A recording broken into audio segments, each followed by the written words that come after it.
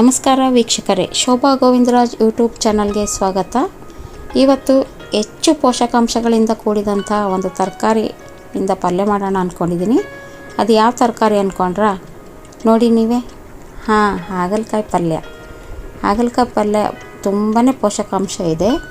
ತೂಕ ಇಳಿಕೆ ಸಹಾಯ ಮಾಡುತ್ತದೆ, ರಕ್ತ ಶುದ್ಧೀಕರಣ ಮಾಡುತ್ತದೆ, ಚರ್ಮದ ಆರೋಗ್ಯಕ್ಕೂ ಒಳ್ಳೆಯದು.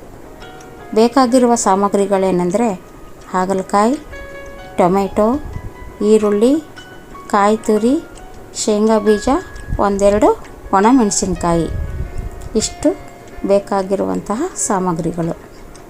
ಮೊದಲು ಹಾಗಲಕಾಯಿನ ಕಟ್ ಮಾಡ್ಕೋಬೇಕು. ನಾನು ರೌಂಡಲ್ಲಿ ಕಟ್ ಮಾಡ್ಕೊತಾ ಇದ್ದೀನಿ. ನೀವು ಯಾವ ಶೇಪಲ್ಲಿ ಬೇಕಾದರೂ ಕಟ್ ಮಾಡ್ಕೋಬೋದು.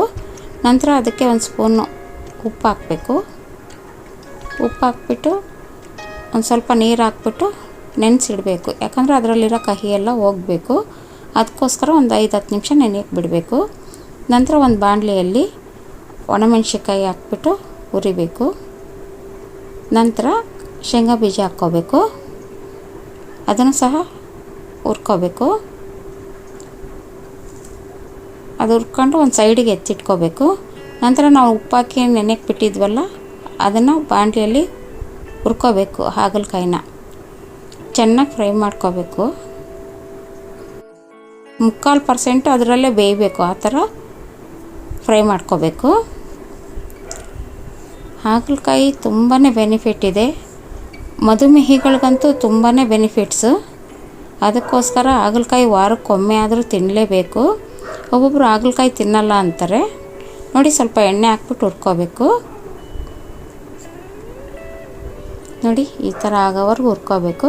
ನೋಡಿ, ಬೀಜಗಳು ಕಾಣಿಸ್ತಾ ಇದೆ ಅಲ್ಲ, ನಾನು ಎಳೆ ಬೀಜಗಳು ಹಾಕ್ಕೋಬೇಕು, ಹಂಗಾರೆ ಚೆನ್ನಾಗಿರುತ್ತೆ. ನೋಡಿ, ನಾವು ಫ್ರೈ ಮಾಡ್ಕೊಂಡಿದ್ವಲ್ಲ ಕಡಲೆ ಬೀಜನೂ ಒಣಮೆಣ್ಸಿನ್ಕಾಯಿ ಈ ಥರ ಪೇಸ್ಟ್ ಮಾಡ್ಕೊಂಡಿದ್ವಿ. ಫೈನ್ ಪೇಸ್ಟ್ ಮಾಡಬಾರ್ದು, ದರ್ಗ ರುಬ್ಕೋಬೇಕು. ಒಂದು ಬಾಣಲೆಯಲ್ಲಿ ಎಣ್ಣೆ ಹಾಕ್ಬಿಟ್ಟು ಸ್ವಲ್ಪ ಜೀರಿಗೆ ಹಾಕಬೇಕು. ಜೀರಿಗೆ ಹಾಕಿದ ನಂತರ 2 ಕಡಲೆಬೇಳೆ ಹಾಕಬೇಕು. ಕಡಲೆಬೇಳೆ ಸ್ವಲ್ಪ ಕಂದು ಬಣ್ಣ ಬರೋವರೆಗೂ ಫ್ರೈ ಮಾಡ್ಕೋಬೇಕು. ನಂತರ ಈರುಳ್ಳಿ ಹಾಕಬೇಕು.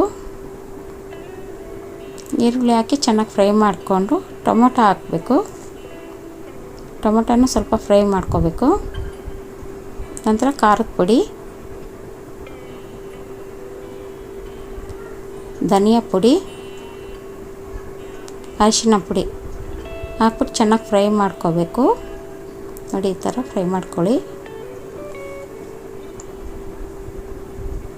ನಂತರ ಹಾಗಲಕಾಯಿ ಫ್ರೈ ಮಾಡಿ ಇಟ್ಕೊಂಡಿದ್ವಲ್ಲ ಹಾಕಬೇಕು. ಅದಕ್ಕೆ ಹಾಕ್ಬಿಟ್ಟು ಚೆನ್ನಾಗಿ ಫ್ರೈ ಮಾಡಬೇಕು.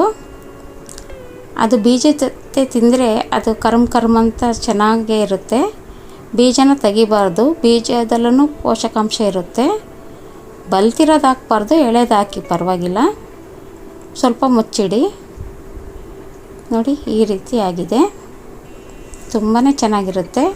ನಾವು ಇದಕ್ಕೆ ಬೆಲ್ಲ, ಸಕ್ಕರೆ ಯಾವುದೂ ಆ್ಯಡ್ ಮಾಡಲ್ಲ. ಡೈರೆಕ್ಟಾಗಿ ಅದೇ ಥರನೇ ಮಾಡ್ತೀವಿ. ನೋಡಿ, ನಾವು ರುಬ್ಬಿಟ್ಕೊಂಡಿದ್ವಲ್ಲ ಒಣಮೆಣ್ಸಿನ್ಕಾಯಿ, ಶೇಂಗಾ ಬೀಜ, ಅದರ ಪೌಡ್ರ್ ಹಾಕ್ತಾಯಿದ್ದೀನಿ. ನಂತರ ಕಾಯಿ ತುರಿ ಹಾಕ್ತಾಯಿದ್ದೀನಿ.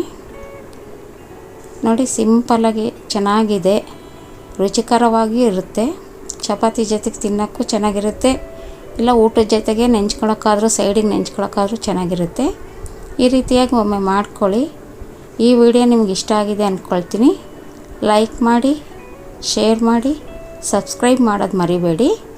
ನೋಡಿ, ಎಷ್ಟು ಚೆನ್ನಾಗಿ ಕಾಣಿಸ್ತಾ ಇದೆ. ಅದರ ಮೇಲೆ ಡೆಕೋರೇಷನ್ಗೋಸ್ಕರ ಸ್ವಲ್ಪ ಏನು ಹಾಕಬೇಕು, ತೆಂಗಿನ ತುರಿ ಹಾಕಿ. ತುಂಬ ಚೆನ್ನಾಗಿರುತ್ತೆ, ನೋಡೋಕ್ಕೂ ಚೆನ್ನಾಗಿರುತ್ತೆ, ತಿನ್ನೋಕ್ಕೂ ಚೆನ್ನಾಗಿರುತ್ತೆ. ಹಾಗಲಕಾಯಿ ಜೀರ್ಣಕ್ರಿಯೆಗೆ ತುಂಬಾ ಒಳ್ಳೆಯದು. ಜೀರ್ಣಶಕ್ತಿ ಹೆಚ್ಚಿದೆ.